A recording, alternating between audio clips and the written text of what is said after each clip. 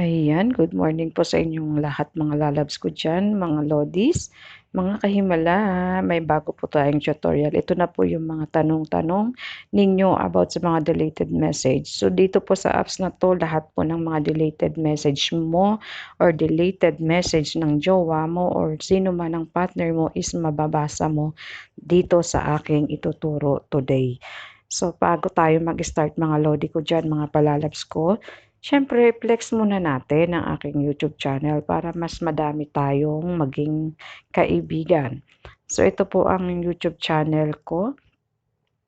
Sana po inyong masubscribe. Ayan, ako po ay si Himala Vlog sa YouTube. So, mga Lodi, start po tayo sa ating tutorial. Ang aking tutorial today is paano marirecover ang mga deleted messages mula sa mga delete na halimbawa sa Messenger, WhatsApp, Facebook, kahit saan po na gusto nyong application is ma-recover nyo po dito sa ating apps na ituturo ngayon.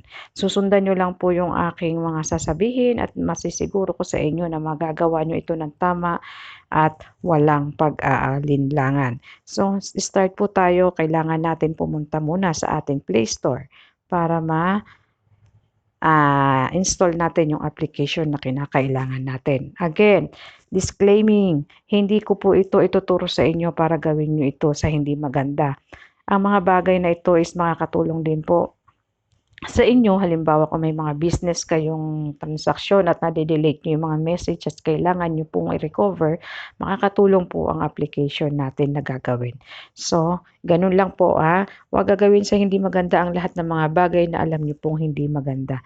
Salamat. So, start tayo. Punta kayo sa searching. Then, i-search nyo lang po yung Notisave. So, ayan, meron na kasing naka-type sa akin dahil nag-search na tayo dyan. At sinigurado natin na effective po ang ating tinuturo ngayon. So, ito po yung Notisave. Yan, lagyan lang natin ng highlight para masusundan po ng lahat. So, ito yung Notisave. Ayan. Then, siyempre, isi-search natin yan at i-install natin. So, install natin siya. Ayan. Install. Again, disclaimer, hindi lahat ng masama is masama. Ang minsan ang masama is nakakadulot din ito ng mabuti, katulad nitong Notisave na ating i-install. Halimbawa, may mga transaksyon kayo, may mga businesses kayo, na may mga message kayo na kailangan nyo po ulit mabasa, pero hindi nyo na mabasa kasi na-delete nyo na. Ito po yung sagot sa ating mga tanong. So, open lang natin yung ating Notisave. Follow the instruction. Then after nyan, i-click natin ang next.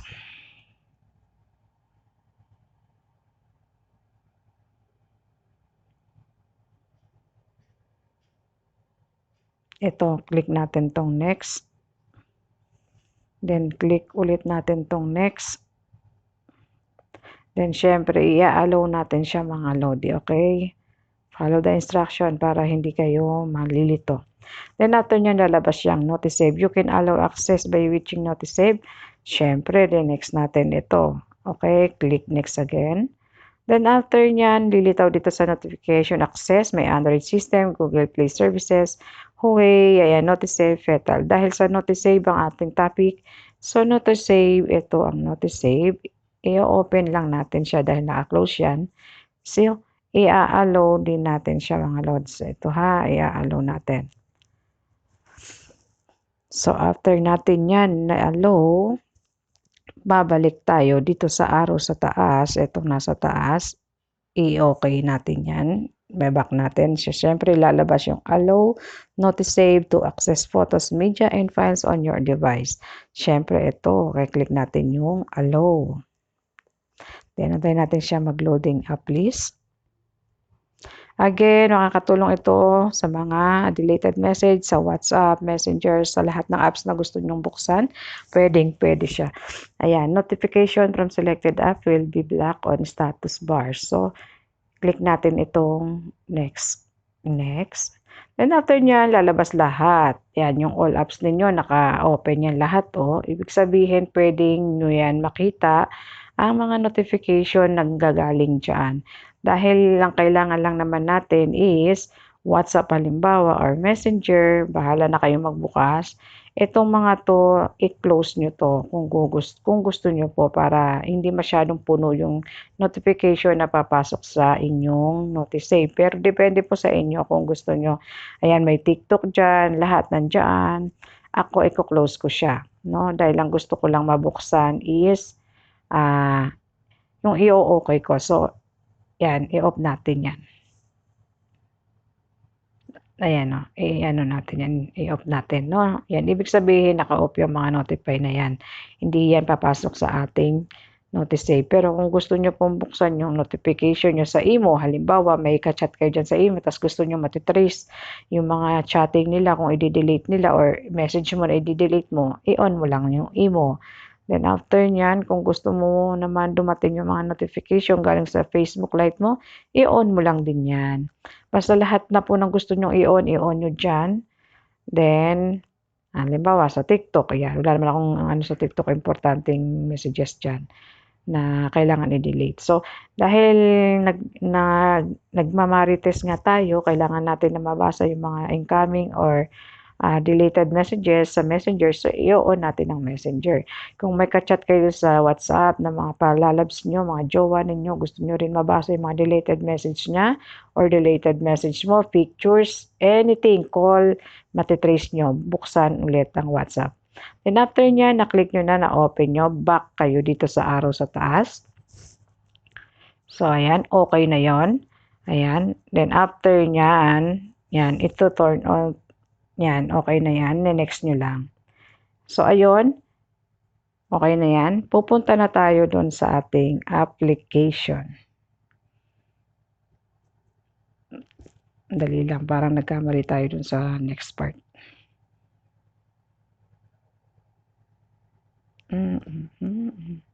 Okay na nga pala. Pupunta na tayo. Ito, halimbawa, example na natin sa Messenger. Ayan. I-chat ko halimbawa yung anak ko o yung isang account ko. Search ko lang muna yung isang account ko.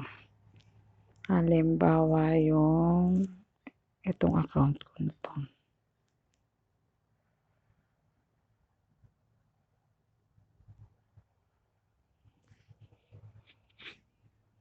Nasaan na ba yung isang account ko?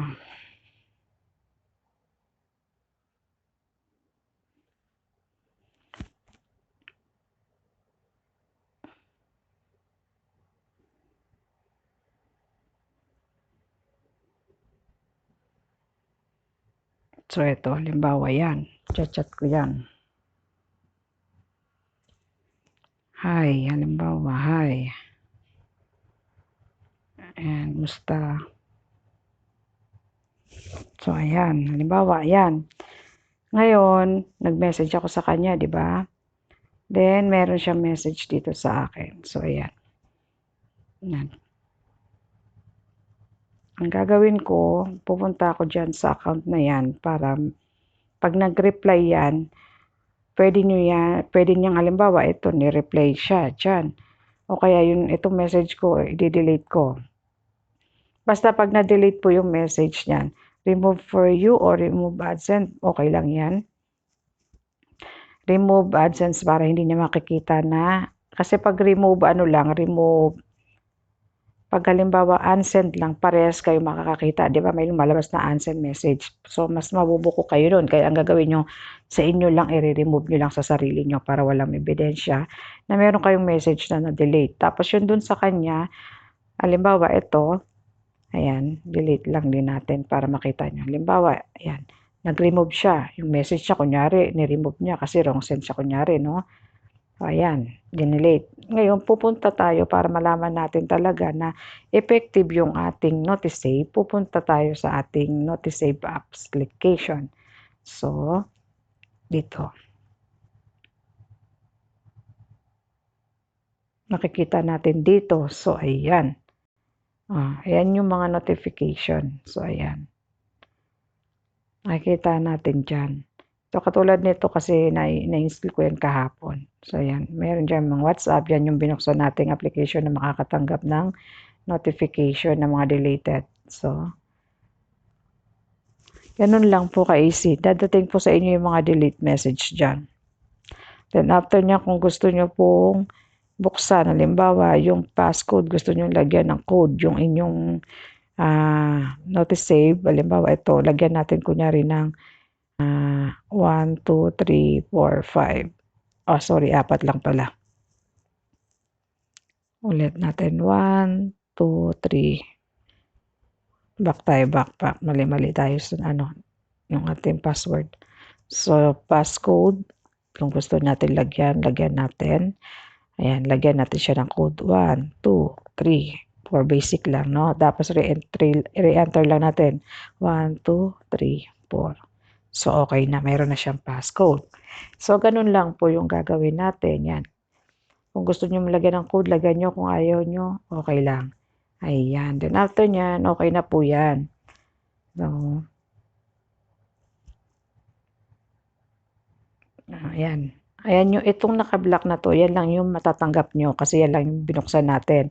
So, pag kayo po ay may ka-chat siya, nag-delete ka ng message mo, or nag-delete siya ng message niya, is matitrace mo po yun dito sa ating application, mga palalabs. So, ayan.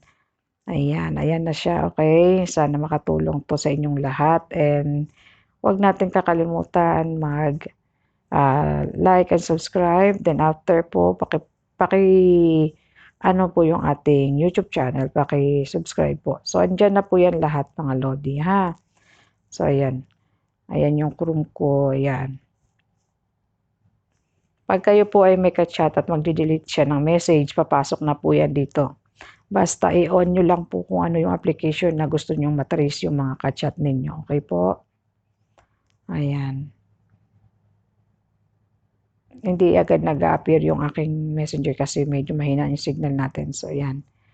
Pero makikita nyo po dyan lahat ang mga deleted messages mo at deleted messages ng iyong palalabs. So, ayan po. Maraming salamat and don't forget to like. Okay po, maraming salamat. This is Himala Vlogs. Sana makatulong po ito sa inyong lahat. Again, ang lahat ng masama ay hindi masama.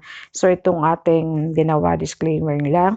Maaari po ito makatulong sa inyo sa mga businesses ninyo. Kung halimbawa may mga transaction kayo na nade-delete nyo yung message na kailangan nyong mabasa muli, ito lang po ang inyong pupuntahan. Notice save lang po. Maraming salamat.